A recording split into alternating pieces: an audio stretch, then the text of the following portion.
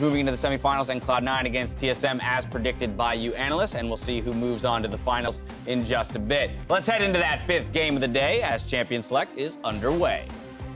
Big gents, I was enjoying that. I wanted to find out who's gonna win. Yeah, now we gotta wait for the cliffhanger episode. Exactly. But in the meantime, we do have another episode of LCS coming up for y'all here. It's OpTic Gaming going up against 100 Thieves. Now, just to set the stage for everybody, remember both of these teams, as of yesterday for OpTic Gaming, as of last week for 100 Thieves, have been eliminated from playoff contention, so they will not be moving any further past this week.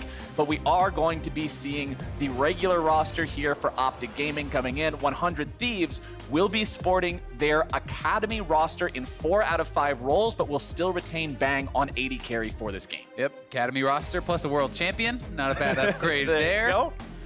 So we'll see. I mean, certainly we know that the motivation is going to be there for the Academy teams, right? They are looking to prove themselves, especially when you are playing on a squad that missed out on playoffs, that, you know, certainly had a very disappointing split.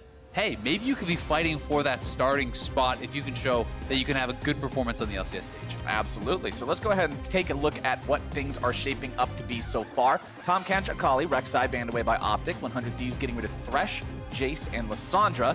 OpTic will first pick the Jace for themselves. 100 Thieves grabbing the Braum and the Ryze. And Garen being covered there. Last champion to never be picked in the LCS, according to the stats. Is he really the only one remaining? Yeah, apparently. Well, can't say I'm surprised. Poor Garen. He's great for learning the game against bots and stuff, but He's got some good matchups. like a bot? Yeah. Okay. Like any bot. Well, sadly, we are going to see no Garen locked in. Instead, it will be the Sejuani picked up for the side of OpTic. They're also going to grab themselves the Galio here to pair with that Sylas. Gonna be interesting to see if this is a mid lane Galio, which we have been seeing a little bit more of recently. Have seen in Korea, it showed up here as well. I believe Saligo actually did play it yesterday. It had been almost exclusively relegated to that support role, but making a little bit of resurgence mid, so we'll find out if it's gonna be Big or Crown. I tend to kind of prefer it being played support, especially when Crown has been, I think, the best player for OpTic. You really want to see him on something with a little bit more agency to carry. That's what I was going to say, is Crown has been, for me, the standout player on the OpTic Gaming roster in the games that they have popped off, and to put him on something like Galio doesn't seem like the winningest option. So over on the side of 100 Thieves, they're going to pick themselves up a hyper carry, putting Bang on the Vayne. And you have to remember, yesterday it was OpTic going all scaling, you know, across the map, trying to play for that late game with their Kog'Maw. It really did not work out for them whatsoever. They got rolled over. We'll see if they're going to be able to draft a bit more of a well-rounded composition here today, or even if they are going to try to go late, try to play a little bit more evenly in those early stages. Looking at the bans coming through now, 100 Thieves will pay attention to that 80 carry pool, getting rid of the Kalista. They don't want their Vayne getting bullied around in the early game, as OpTic Gaming bans out Ivern. Now, fun fact, if you don't know, Meteos does not like Ivern as a champion.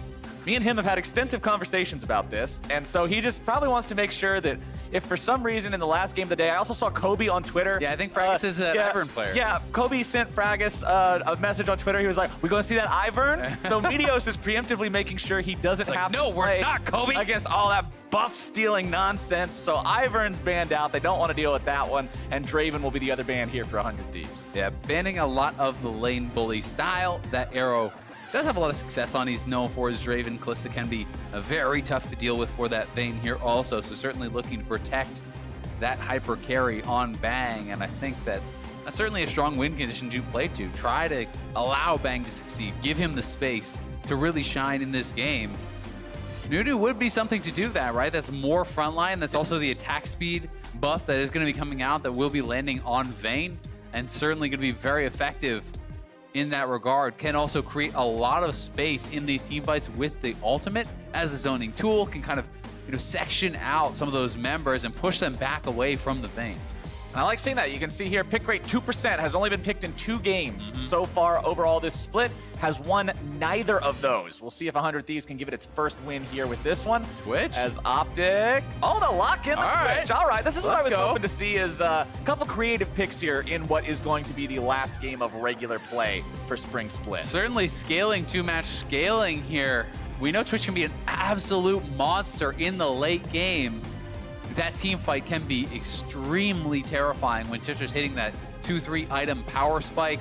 You can be shredding through a team with the ultimate and even just kind of firing over the new ult towards that Vayne, trying to take him down. Twitch also very effective on those roams, can be a champion to help assassinate someone who is split pushing like the Ryze. You know, if you have Sylas and Ryze dueling it out in the side lane, all of a sudden Twitch shows up, can really throw in the wrench to the gears of that split push.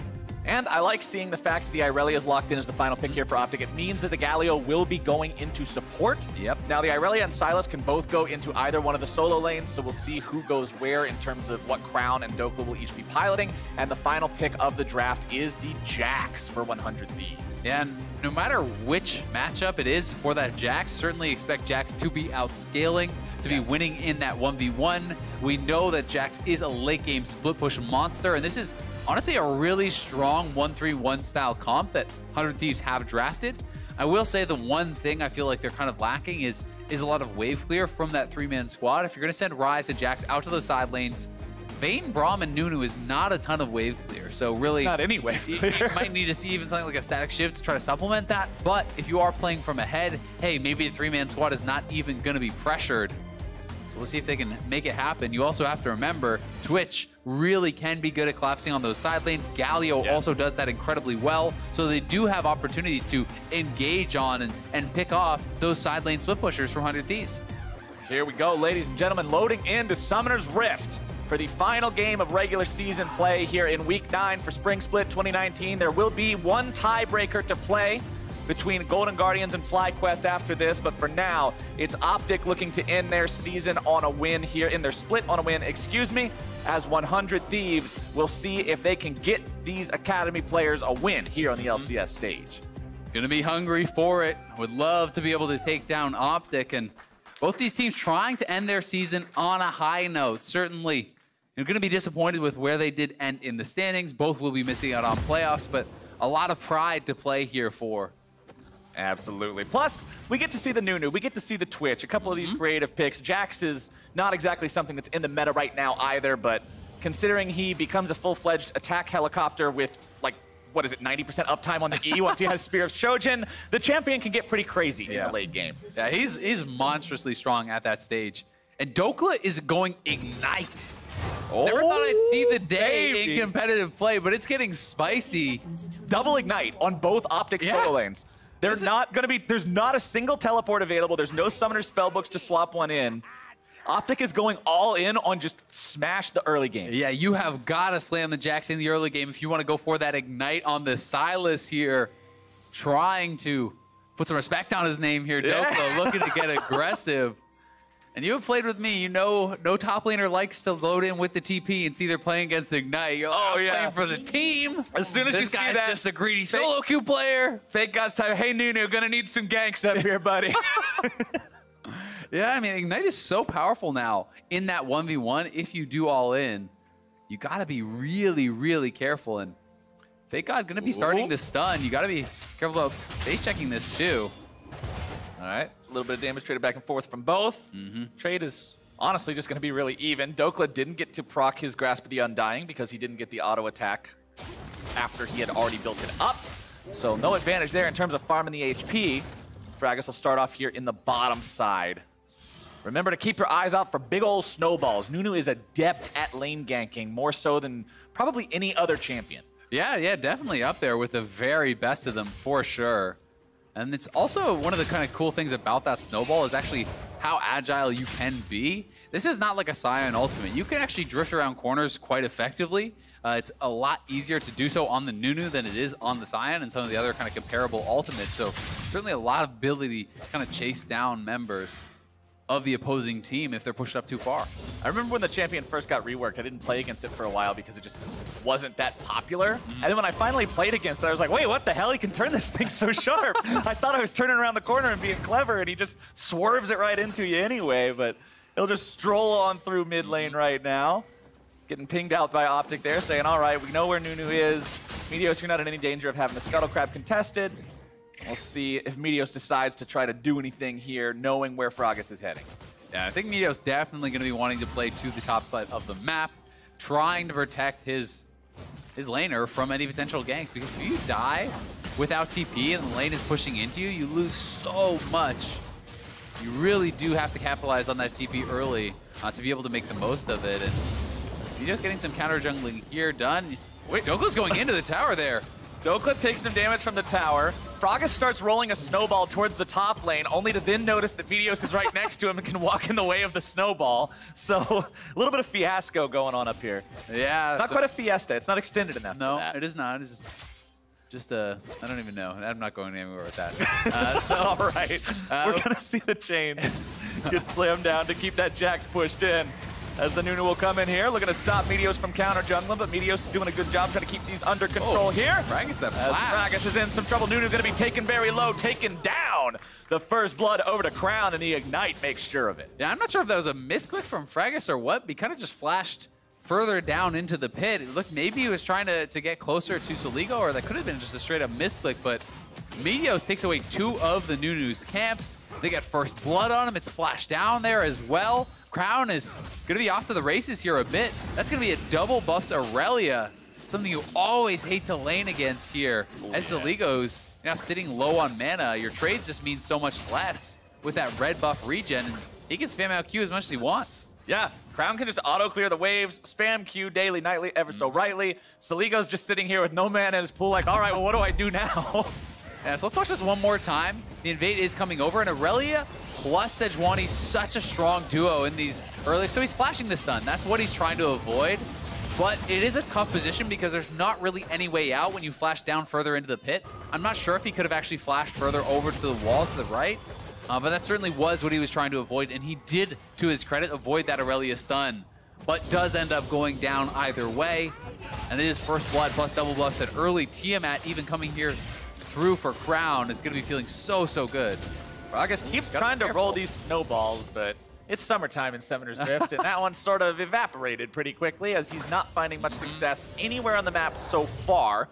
Behind Meteos in terms of farm, both of them do have the enchanted smites, at least, on their jungle items. I would expect to see nothing other than a Cinderhulk on both of these junglers. Yeah, almost guaranteed to just be double Cinderhulk.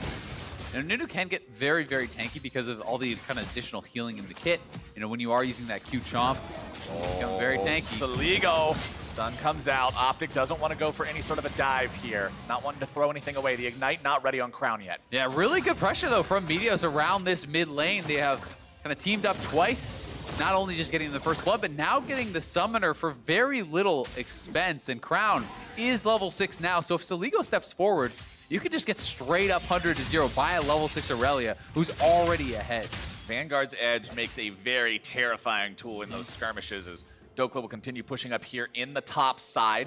Remember, once Sylas hits 6, you do have the ability to steal those ultimates. The Jax ulti, not the most impactful one in the world, but it will enable you to turret dive a little bit better, giving you the extra resistances.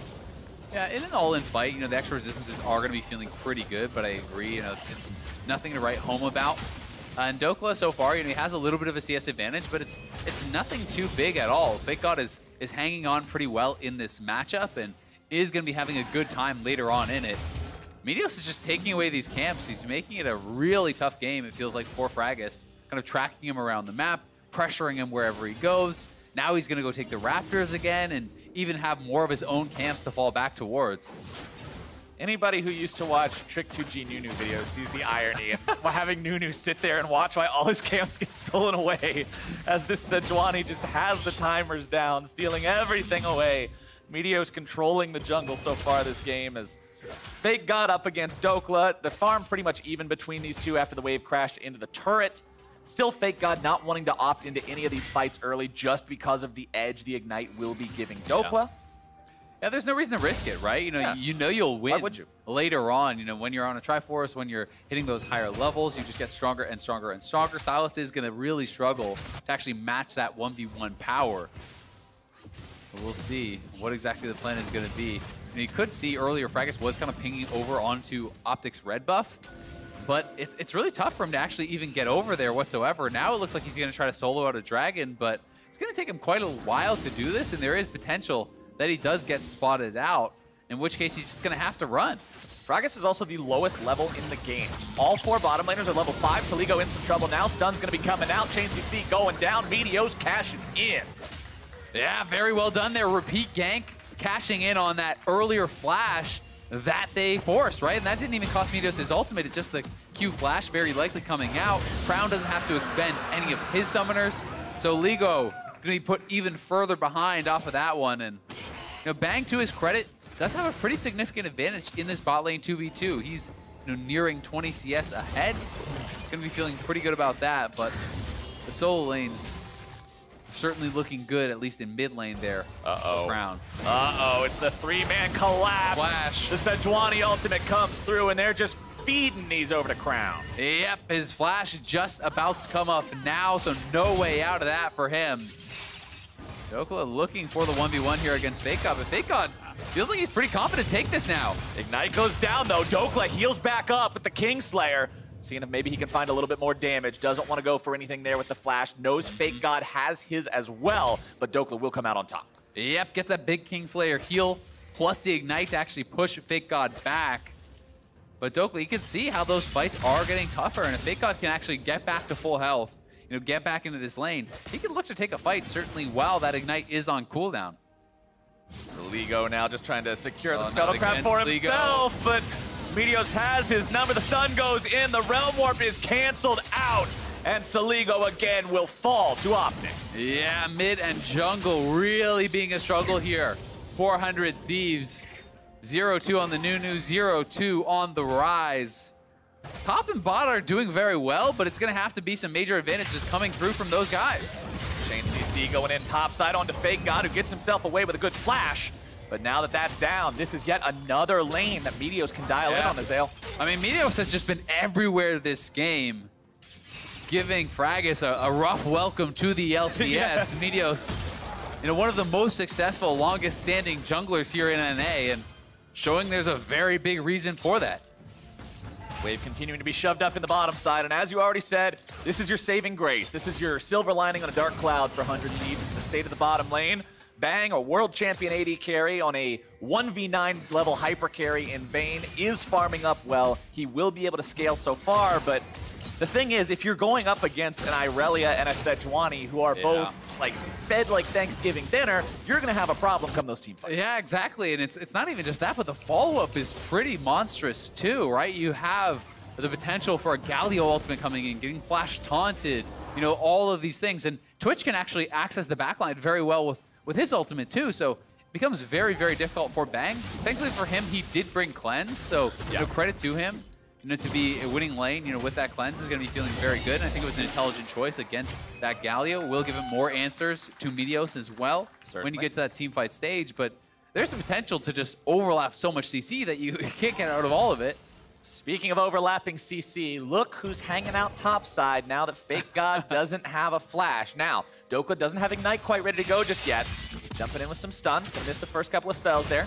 Fake God taking a little bit of damage, but the helicopter has already landed. Meteos goes in. Good leap strike away from Fake God there, but he is gonna take a couple of turret shots. Crown coming around from the side just to make sure he doesn't get to make some sort of a ridiculous exit.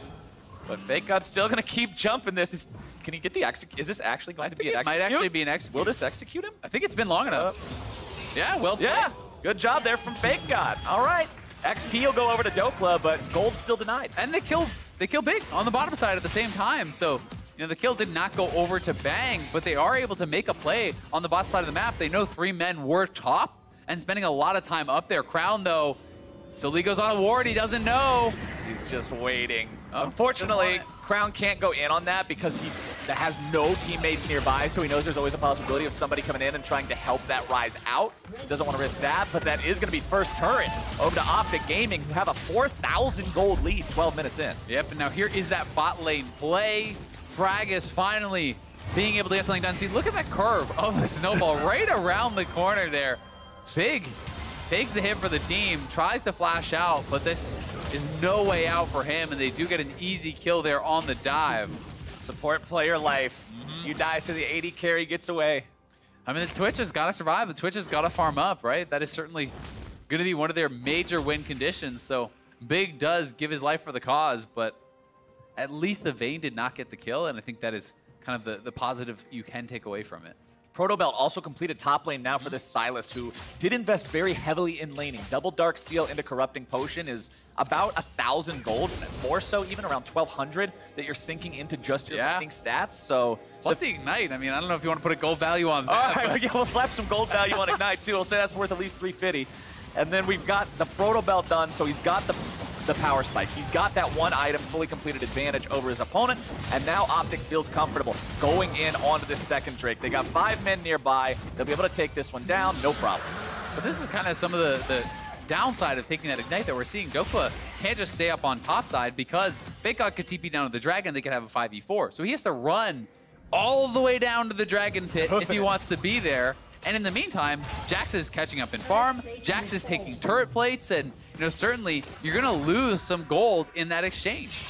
That's two plates. He's just trying to play the more immersive version of the game. It's like doing Skyrim without fast travel. Okay, Get to I see respect the trees it. and the river and stuff. Meteo's jumping in on top side here, looking to make the 2 versus 1 against FakeGod, who has very limited mana left in the tank. He'll try to buy as much time as he can, but Meteos is gonna grab number 3. Yep, Meteo's grabbing another kill for himself there. 3-0 and 2 on the Sejuani. 100% KP. He's been monstrous this game. Really has been the catalyst for everything. And here comes Galio. Speaking of monstrous, Crown is the man that you gotta check under the bed for before you go to sleep at night if you're 100 Thieves. This guy is also getting himself his 3rd kill. Yeah, he is looking very, very fed. Already has the Merc Treads, has the Tiamat. He's going to be really close to the Triforce at this point as well. And Soligo is just so far behind. Is rushing the Seraphs, didn't take a pit stop for a Catalyst or even a Seekers or anything along those lines. So until the Seraph transforms, he has no health, no armor that he's purchased whatsoever. Hey, he's got a Ninja Tabby, come on. Okay, well, he didn't have that when I said it, just purchased it. All right, turret plates, though, are going to be 8 to 5, so about 1.5 kills worth of gold going over to OpTic in terms of the advantage they've earned themselves there. Arrow still just on his back foot down here in the bottom lane, trying to recover the disadvantage that he's found himself at so far. Just wants to scale up. If you can have Blade of the Ruined King and Runean's Hurricane by the time you're actually needed in a fight, you're still going to be used. Yeah, you really will. That combo is so powerful for the Twitch. The Runean's Hurricane plus ultimate interaction. So those Hurricane bolts are actually flying so far, allowing you to AoE people from really long range. Does make you very, very powerful. But at the same time, Bang looking for a monstrous 2-item power spike of his own. He's going to be working towards that Rage Blade second here. And once you have that Rage Blade stacked alongside of the Blade of the Ruined King, not only do you have so much on hit damage, the PTA to boot, you're also going to be getting those Silver Bolts every 2 autos instead of every 3. Bang is the hope here for 100 Thieves as OpTic sees that hope and wants to squash it.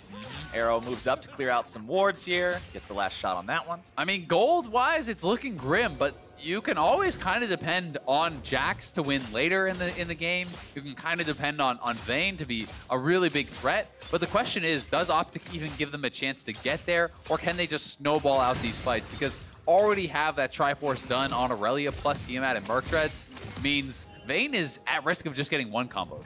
Yeah, Aurelia's got Trinity Force, completed shoes, Tiamat, and if you look at the inventory of the equivalent bruiser on the side of 100 Thieves, which is FakeGod on the Jax, he's at the Trinity Force thrift store, fumbling around with the parts, trying to find everything, put the whole set together, and that's not a good look for a champion that honestly needs quite a few items to really get going. Dokla retreating now as Gragas tries to show up there with that snowball, but he's not going to find anybody. Yeah, and they're trying to look for these picks. They know they don't want to take even fights right now, so they send 4 top. They look to try to grab this Sylas, punish Dokla somewhat.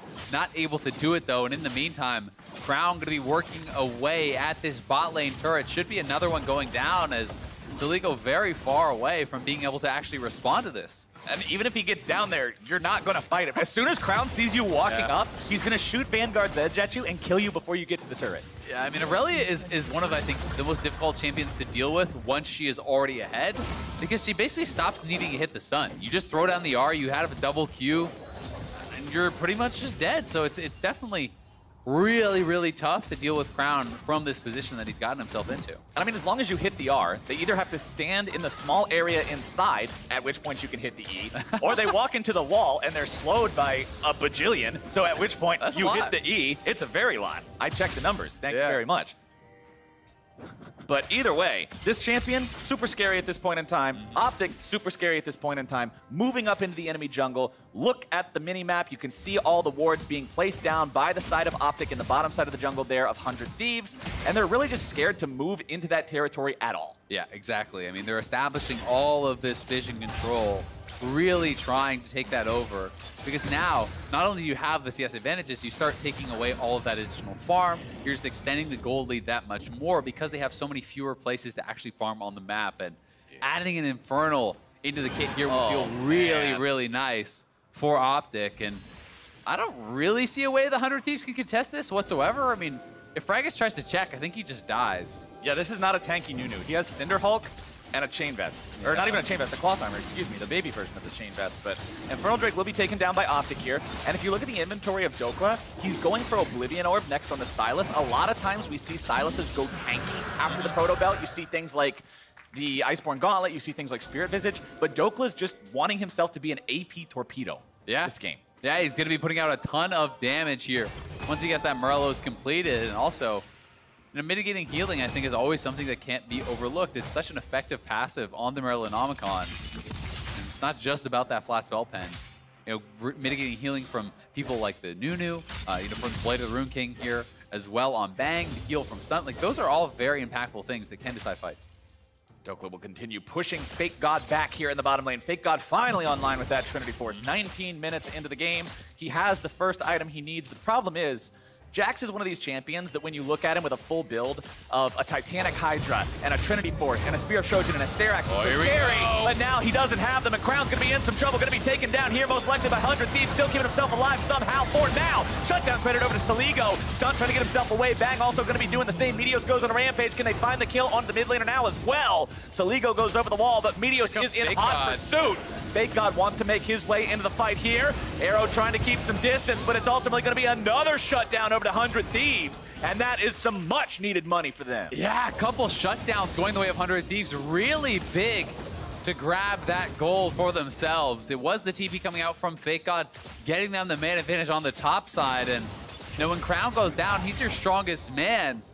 The team fights become a lot more manageable for 100 Thieves, but in the meantime, Dokla working away on this turret. And remember, Sylas, his passive does work on the turrets themselves, so you can be weaving in those spells, getting the bonus damage down on those turrets. Lots of damage from that. Sylas means that the turret falls. It's a 4-to-1 turret advantage for the side of OpTic. They've still got themselves a 5K gold lead, but if the 100 Thieves can find fights like this, things might still be salvageable. Yeah, I mean, this is pretty brazen from Crown. He's feeling strong, goes straight in, does hit the 3-man stun, and look at the dashes back and forth, healing up a lot before he goes down. Then Arrow coming in, getting the spray and pray across multiple members, but 100 Thieves, they're rushing Baron. 100 Thieves have decided they're going to go for the Baron play. Can OpTic even stop it? Answer is no.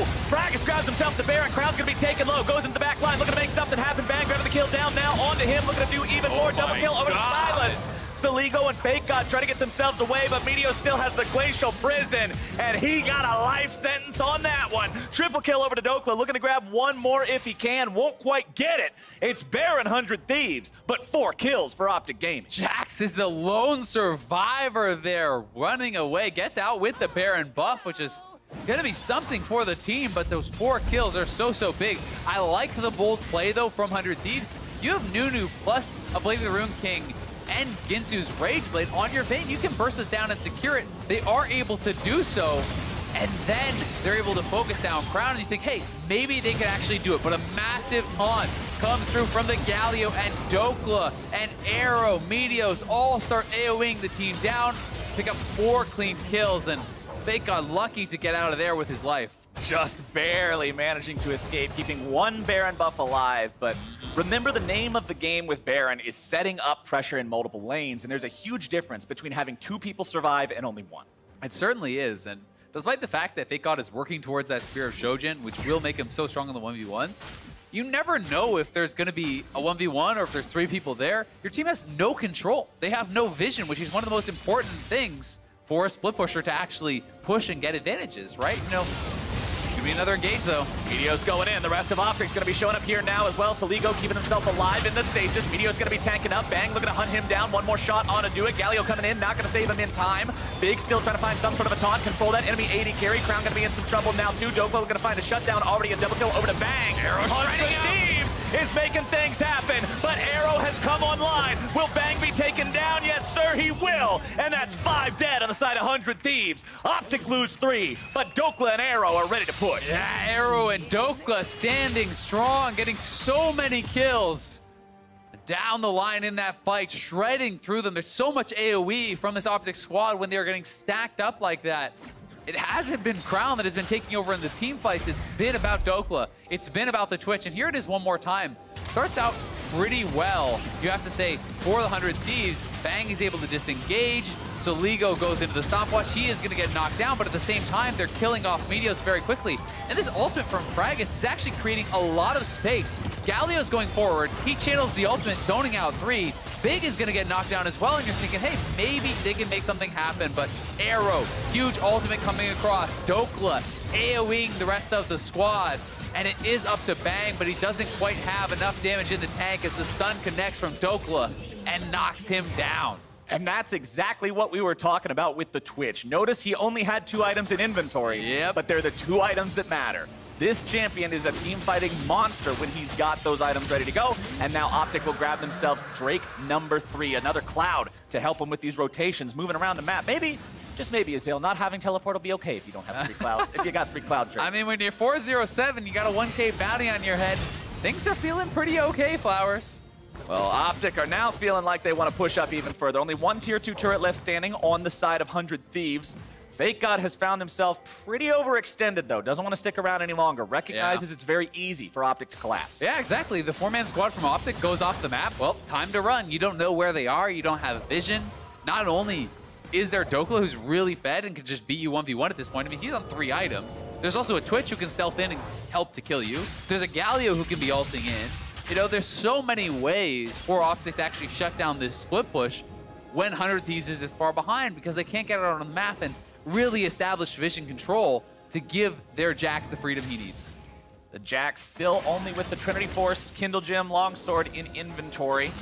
Holding on to a pile of money right now, looking to farm up even further. Remember, Spear of Shojin does need a BF sword. That's expensive. Come online.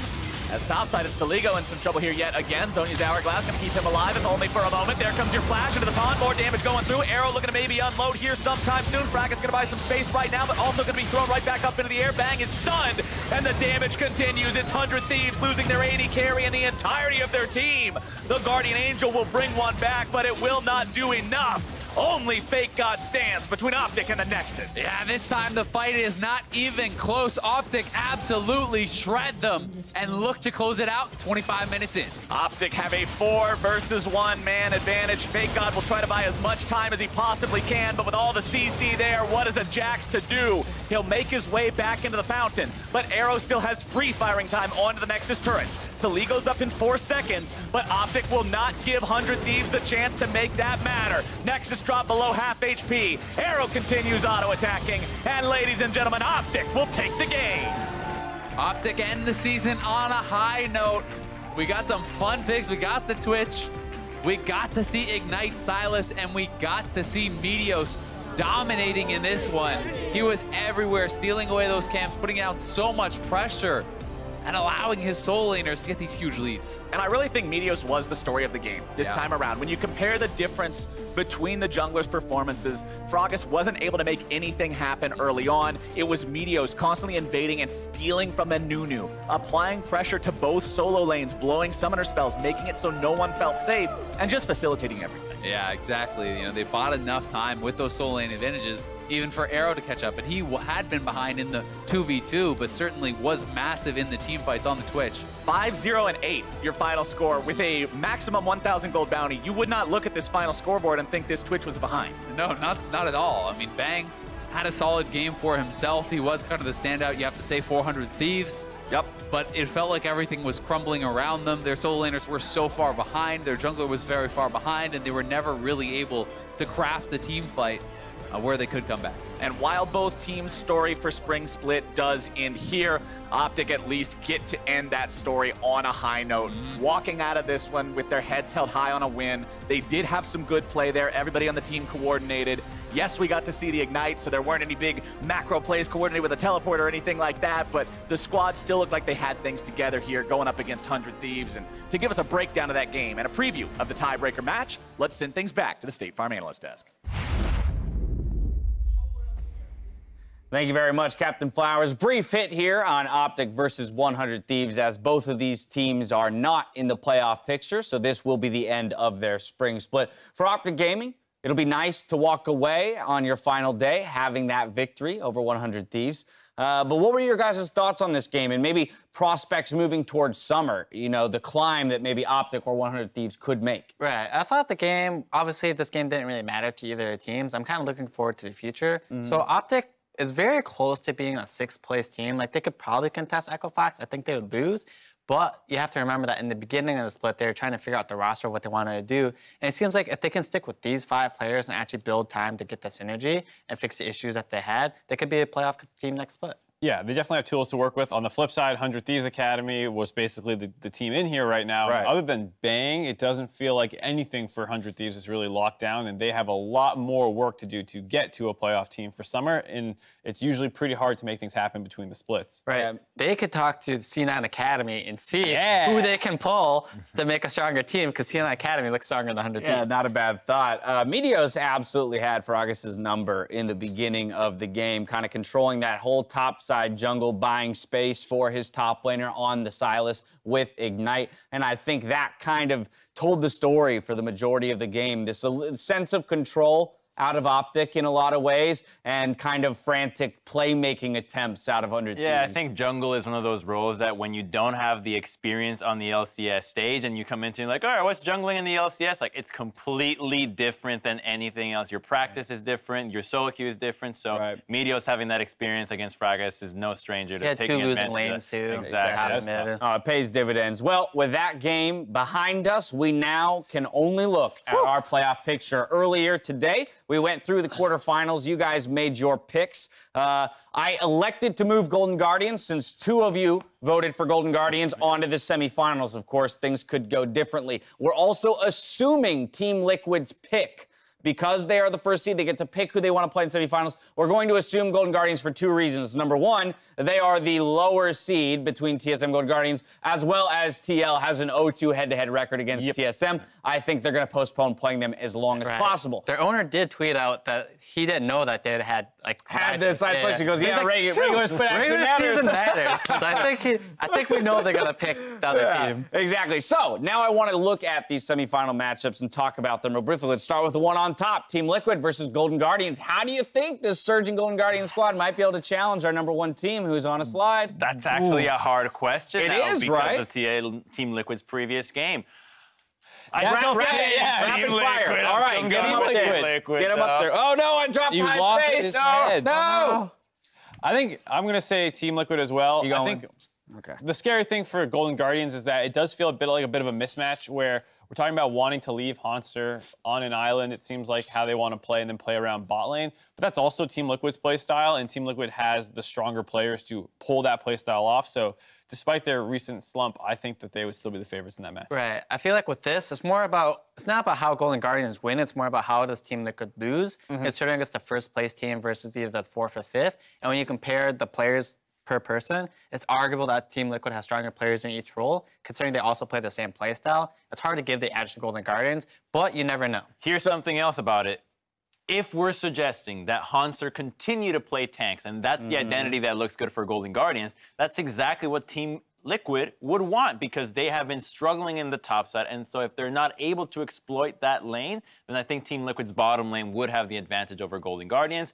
Hence, I'm going with Team Liquid. So they can kind of buy themselves a good matchup here against Golden Guardians. Next up, we got Cloud9 versus TSM. If you thought this one was hard, this one's even harder. Rapid fire, gentlemen. Don't think about it too much. Cloud9. Cloud9. We got Cloud9. Okay, 2 Cloud9, 1 TSM. So go ahead and throw Mark up here on Cloud9.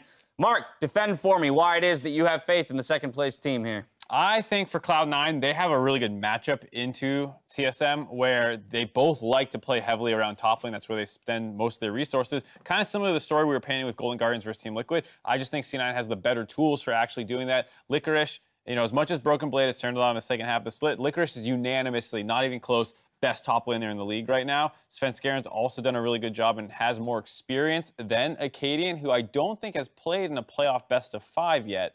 If I'm not mistaken, someone hopefully double check that. But I'm pretty sure Sven still has more experience either way. Why do you think TSM can take it? I think that TSM has so much experience when it comes to these playoff matches, specifically Bjergsen, that I think he's just going to be able to rally the troops. These compositions with the Zillion and the Kindred, to have those bans constantly thrown at you is just going to continue to unlock them. And the fact that they've been playing so much Akali, even though Cloud9 has also been prioritizing the Akali, I do like that we've seen it more in the top side for TSM than for Cloud9. I'll keep this short and sweet. Yeah, do it while I set up the finals. The C9 Twitter keeps flaming me for not picking them, so I feel like I have to give some back to them. But more importantly, that Cloud9 has an academy roster that they can actually bring up into the best of 5, where they're able to switch out the top laner, the jungler, the mid lane, whoever really. And it's not like you're playing against 5 people. You're playing versus 10 people. Right. Cloud9. And we've seen them utilize that deep roster before, so we know the team and the coaching staff is not afraid to do it. That gives us a spring finals of Team Liquid versus Cloud9, the top 2 teams in the league. So once again, it's time to put your face where your mouth is. Who's gonna take it? C9. What did you say? C9. C9 is the call. Wow. And Crumbs? Wow. C9. Okay. So the end of the split here for TL. They're losing enough points in your guys' head. Keep in mind, I did not choose half of these things, so I'm just going with whatever is left here. Oh, that's true. Right. That's true. You kind of got. Yeah. But let's talk about this then, because right now in head-to-head, TL's 2-0 over Cloud9. So kind of using that whole logic of obvious previous experience or previous history between the teams, you would think TL, but this is a time when you guys are willing to kind of shirk that and contradict it. It just feels like when the pressure starts ramping up for Team Liquid, and I know this is a slightly different roster than what we had seen at international events and things like that, they have stumbled time and time again, whereas C9, these guys we've seen play so loose, so free, and if they are struggling and Team Liquid is having problems behind the scene and C9 is basically the complete opposite picture of that, I expect that pressure to kind of boil and end up too much weight on their shoulders, and C9 will play better in the moment. Right. For this, it basically, to me, is Team Liquid has been struggling the last 3 games. They have lost the last 3. C9 has been doing well. So it's up to Team Liquid to prove that they're a strong team once again, whereas C9 is already a strong team considering their most recent games. So I'm looking forward to C9. Recency is incredibly important when it comes to the postseason. Well, there you have it, the rapid-fire predictions from our analysts. If it doesn't play out exactly like this, feel free to flame them incessantly on Twitter, #FlameTheDesk. With the conclusion of the regularly scheduled games, let's check back in on how your predictions went for the day. Mark! Killing it. Ooh. You managed to break even. Wait, there's one more after. There is still one more game left to be played. Are we so forgetting there's the opportunity. 100% success rate? You're not at the bottom of the screen. Get out of here. Yeah, it was a fantastic day for you, Crumbs, but you're overshadowed by the fact that you're not in the season-long rates. But I love to see a 1-game separation with 1 game left to play in the tiebreaker. I'm going to say I threw really hard these past few weeks, if I'm not going to lie, But it makes it more fun when I give these guys the advantage. Yes, investing in Clutch was fun with the 12 stocks. I lost a lot of money today. You don't have to rub salt into the wounds. All right, well, the regular season is almost complete, but we have one final tiebreaker to play out. So stick around after the break for FlyQuest versus Golden Guardians.